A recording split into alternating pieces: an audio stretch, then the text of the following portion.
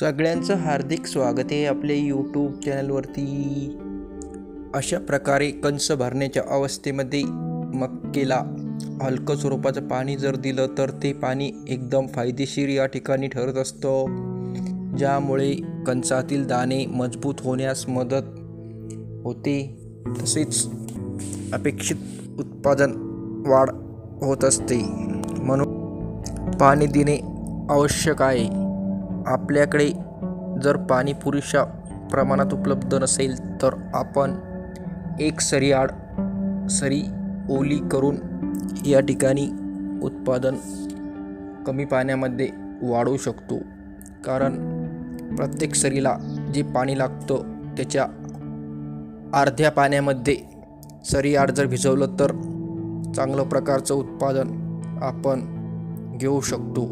एक चांगलं उत्पादन देणारं पीक म्हणून मक्का या ठिकाणी असतं. आज हरभरा, तूर या पिकांवर मोठ्या प्रमाणात जो रसायनाचा खर्च तो मक्केवर करावा लागत नाही.